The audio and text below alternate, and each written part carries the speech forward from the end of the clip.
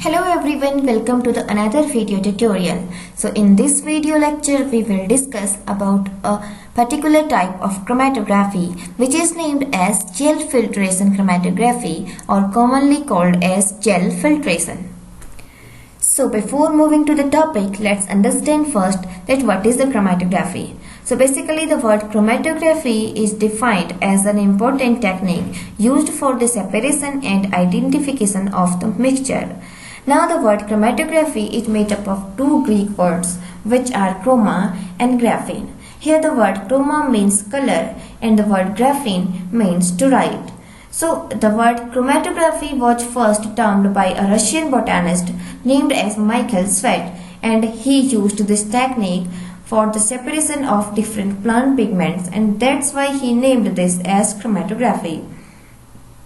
Later, the first analytical use of this technique was described by James and Martin in 1952, and they used this technique for the analysis of fatty acid mixtures. So basically the chromatography enables the separation, identification and purification of the components present in any sample mixture.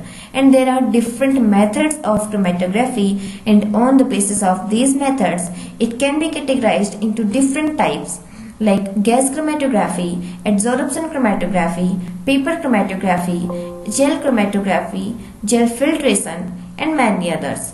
So in this video lecture we will discuss about the gel filtration chromatography. Now let's discuss about the gel filtration chromatography.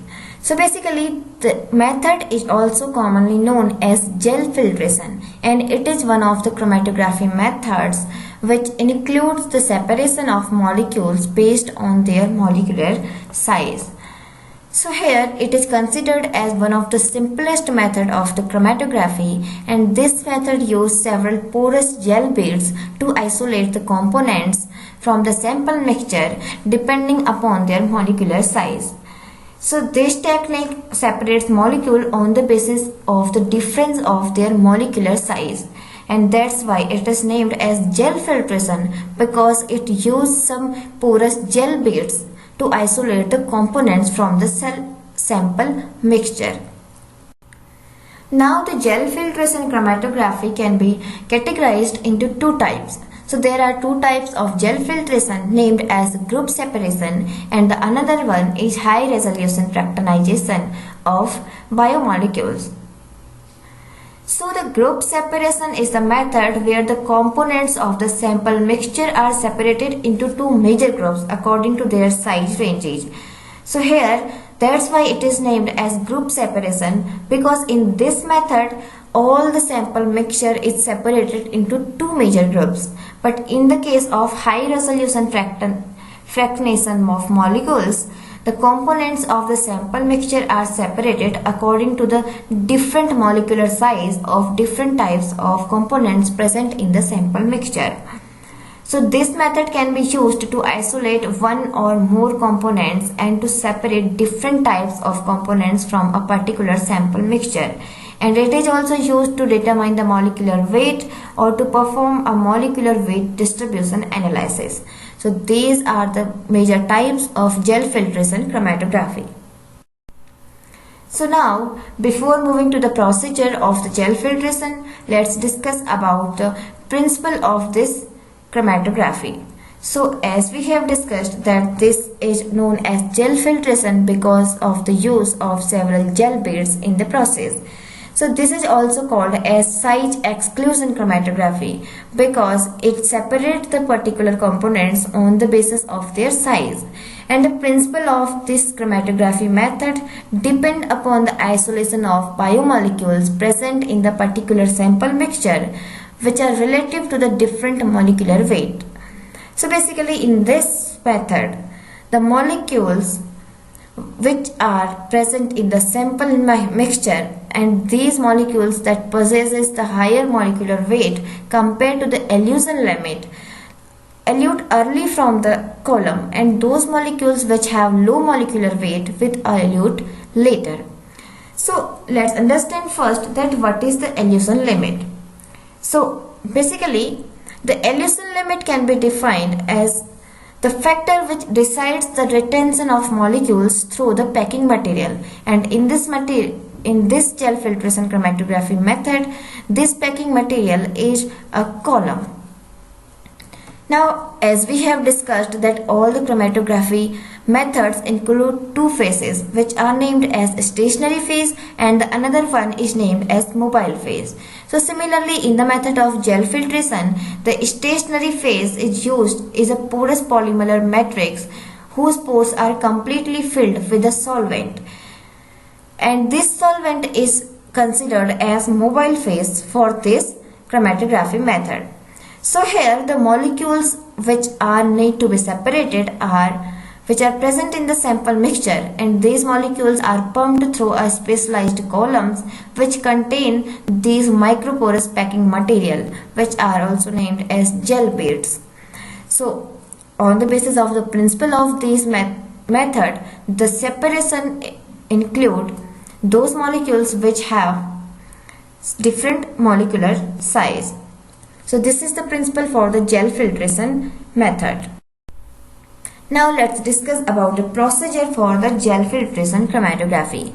So there are several steps which are followed, and the steps include packing of gel beads into the column which are considered as stationary phase, and then in the another step applying the sample mixture into the column, and then the buffer and the sample move through the column. Here the buffer is used as the mobile phase which is also named as the solvent, and then these molecules diffuse in and out of the pores of the matrix, and when the smaller molecules which have a low molecular weight move further into the matrix and they stay longer onto the column, but these molecules which have larger size and also have higher molecular weight cannot move, and that's why they diffuse into the pores and pass through the column.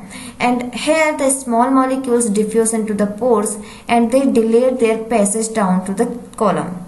So in this method, the molecules which have higher molecular weight separated earlier, and after that the molecules which have low molecular weight separate later from these columns. So after that the separated molecules are detected by various detectors or several detection methods used by different researchers. So now let's discuss about the applications of gel filtration. So basically the gel filtration is the most simplest type of chromatography method which is widely used and play a key role in the purification of different types of biomolecules. So these biomolecules include several enzymes, polysaccharides, nucleic acids including DNA and RNA, some proteins which are also named as polypeptides, and other biological macromolecules.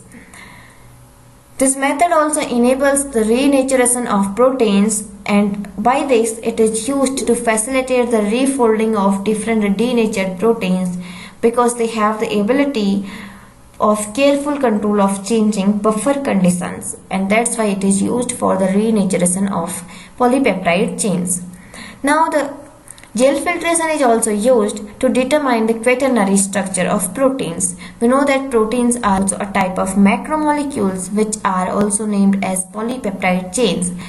These molecules are very useful and essential macromolecules for cell functioning, and they can be found in different structures named as primary, secondary, and tertiary and quaternary structure. So the gel filtration is used to determine the quaternary structure of proteins, which is useful for the study of proteins and their interactions. Now, the gel filtration is also used in protein fractionation experiments and also used for the separation of different sugar, proteins, peptides, and different other molecules on the basis of their size. So these are some applications or significations of the gel filtration chromatography.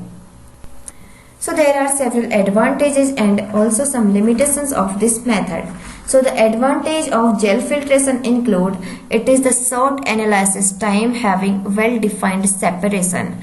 So basically that's why it is also considered as simplest chromatography method, because it has very short analysis time and the separation is also well defined.